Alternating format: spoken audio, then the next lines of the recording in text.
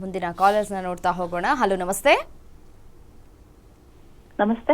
ನಮಸ್ತೆ ಅಮ್ಮ, ಯಾರ ಬಗ್ಗೆ ತಿಳ್ಕೊಬೇಕಿತ್ತು? ನಮ್ಮ ಮನೆ ಬಗ್ಗೆ ತಿಳ್ಕೊಬೇಕಿತ್ರಿ. ನಿಮ್ಮ ಮನೆ ಬಗ್ಗೆನಾ? ನಮ್ಮ ಮನೆಯವ್ರ ಮನೆಯವ್ರ ಬಗ್ಗೆ. ಸರಿ, ಅವರ ಹುಟ್ಟಿದ ದಿನಾಂಕ ಮತ್ತೆ ಸಮಯವನ್ನ ತಿಳಿಸಿ.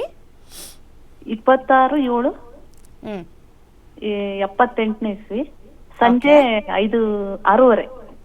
6:30. ಎಲ್ಲಿ ಹುಟ್ಟಿದ್ಮಾ? ಕೊಟ್ಟೂರು, ಕೂಡ್ಲಿಗಿ ತಾಲೂಕ್ ಕೊಟ್ಟೂರು. ಓಕೆ, ಗುರೂಜಿ ಇದ್ದಾರೆ, ಮಾತಾಡಿ. ಕೊಟ್ಟೂರು.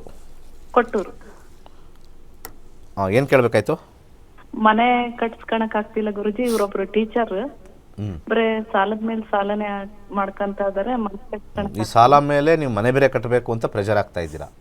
ಪಾಪ ಹೆಂಗೋ ಸುಮ್ಮನೆ ನೆಮ್ಮದಿಯಾಗಿರ್ರಿ. ಯಾಕ್ರಿ ಇದು ಇರೋದೊಂದು ಜೀವನ. ಸಾಲ ಮಾಡ್ಕೊಂಡಿದ್ದೀರಾ, ಅವ್ರಿಗೆ ಬೇರೆ ನೀವು ಪ್ರೆಷರ್ ಬೇರೆ ಆಗ್ತಾ ಇದ್ದೀರಾ ಟೀಚರ್ಗೆ. 2 ಮಕ್ಕಳದಾವ್ ಗುರುಜಿ. ಅದು ಬೇರೆ. ಇನ್ನು ಅವ್ರ ಮದುವೆಗೆ ಅದಕ್ಕೆ ಸಾಲ. ಫಸ್ಟು ನಿಮ್ಮ ತಲೆನ ಚೇಂಜ್ ಮಾಡ್ಕೊಳ್ಳಿ. ಯಾರಿಗೆ ತೋರಿಸ್ಕೋಬೇಕು ನೀವು? ಸ್ವಂತ ಮನೆ ಮಾಡಿ ಅಕ್ಕಪಕ್ಕದ ಮನೆ ತೋರಿಸ್ಕೋಬೇಕಾ? ನಾವು ಇಷ್ಟು ಚೆನ್ನಾಗಿ ಕಟ್ಟಿದೀವಿ, ಬಾತ್ರೂಮ್ ಇಷ್ಟು ಚೆನ್ನಾಗಿ ಕಟ್ಟಿದೀವಿ ಅಂತ?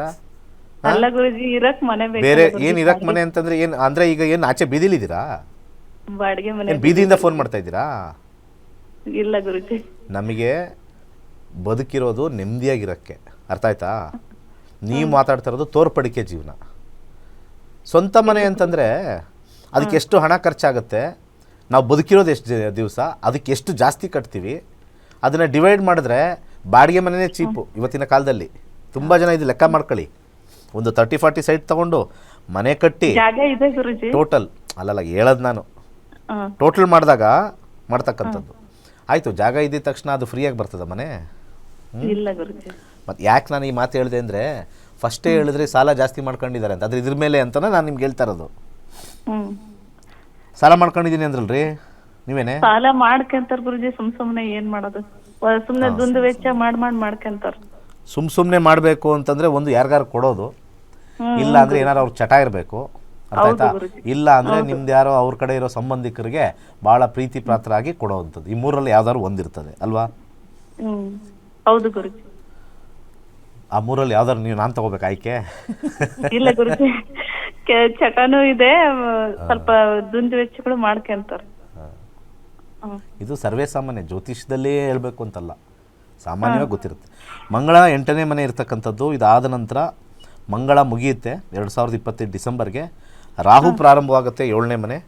ಸ್ವಲ್ಪ ಅವರಲ್ಲಿ ಬದಲಾವಣೆ ಬರುತ್ತೆ, ಒಂದು ಕಾನ್ಫಿಡೆನ್ಸ್ ಇಟ್ಕೊಳ್ಳಿ. ನಿಮಗೆ ಮುಂದಿನ ದಶ ಇರ್ತಕ್ಕಂಥ ರಾಹು ದಶ ಮಂಗಳ ದಶಕ್ಕಿಂತ ಒಳ್ಳೆಯದಾಗಿ ಆ ಚಟಗಳು ಬಿಟ್ಟು ಒಂದು ಒಳ್ಳೆ ಮನುಷ್ಯನಾಗಬೇಕು ಅನ್ನೋ ಒಂದು ದಶಾಭುಕ್ತಿ ಖಂಡಿತ ಕಾಂಬಿನೇಷನ್ ಬರ್ತಾ ಇದೆ. ಚಿಂತೆ ಮಾಡಬೇಡಿ.